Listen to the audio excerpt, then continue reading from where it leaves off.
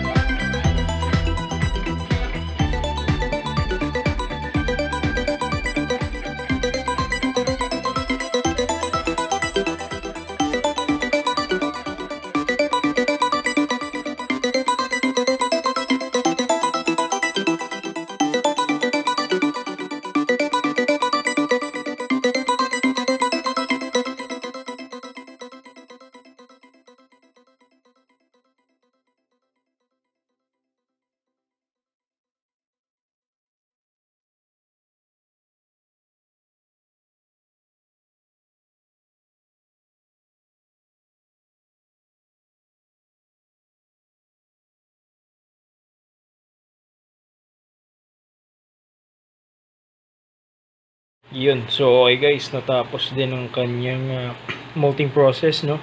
So, hindi ko na-record yung pag pagbalik niya sa ganyang position, no? Pero makita nyo guys, no? Focus. Yun. Yun, makintad ang kanyang kulay. So, yun yung pinagbalatan. Okay. So, ayan siya. So, mukhang tingin ko ay female kasi medyo hindi ganun kahahaba yung legs. Ewan ko, parang sariling observation ko lang yun.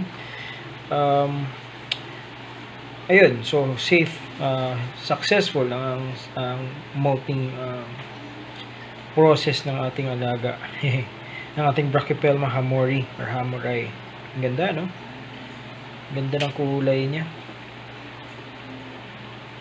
Ganda talagang combination ng black and orange when it comes sa ganito, no? So mga ito hamori or Emilia, classy, ano ba, Farleg, basta yung mga orange black na combination is ganda, galing, ganda ng kulay. So yun, okay, so subaybayan nyo siya pa sa may iba mga videos natin guys, no? So ito mga 1 week to siguro 7 days to 10 days na hindi kakain to. Sorry, medyo madumi yung kanyang water dish. Pero yan, most likely 7 days to 10 days na hindi kakain yan. Para at least talagang mas ma-harden yung exuve niya, yung skeleton niya, then fangs, lalo na yung fangs, no? Kasi baka mabali ang kanyang ngipin. So, syempre, napaka-importante ang dumi. Sorry naman. Yun. So, ito. So, bisitahin na rin din natin ito. So, binilihan ko yung aking na alaga na bichir. Yan. Yung Endley Cherry. So, binilihan ko ng kasama na Japanese koi, pero most likely local lang to. Binili ko lang sa pet shop lang. Para kasi medyo napansin ko, syempre aquarium, so ito mag-isa lang siya diyan, no, na hindi ganong, kasi bottom feeder to bottom dweller na fish. So bumili ako ng ng mid dweller na fish. Yung dito lumalangoy sa gitna. So, kasi may mga bottom dweller, may middle, at saka yung nandito sa taas, top dweller. Yung mga top dweller yung humihinga ng oxygen. Kayang huminga ng oxygen. Yun yung mga top dweller na mga isda. So, yung mga maliliit, actually feeders yan. Pakain yan dito sa kanya. Bumili ako ng 8. Naubos niya yung 5. Actually, 6. Kasi 2 na lang pala yung natira. So, naubos niya yung 6. No, out of 8. Tapos ito naman, ito namang ano yun, may nilabas siya nabigla, yun yung dumi. Siguro yung dumi nito. Oh no. So yun guys, medyo hindi maganda yung kuha na yun. Kasi nga bagong bili ko lang siya and sa pet shop lang, regular pet shop lang. So yung maintenance nila siguro baka hindi ganun ka solid yung maintenance, no? So ayun, nagbuga na siya ng dumi, ilabas niya na. So it's a good thing para sa isda na to, kasi yung mga dumi matanggal niya, no? Matanggal niya sa katawan niya. And tomorrow bili ako ng pellets kung ano available sa pet shop na pwedeng ipakain sa kanya. So yun, yun muna, update natin sa ating mga alaga, from the tarantula to our fishes, no? So yun, maraming salamat. Stay safe everyone, God bless. This is Fang Session Channel signing out. Bye bye.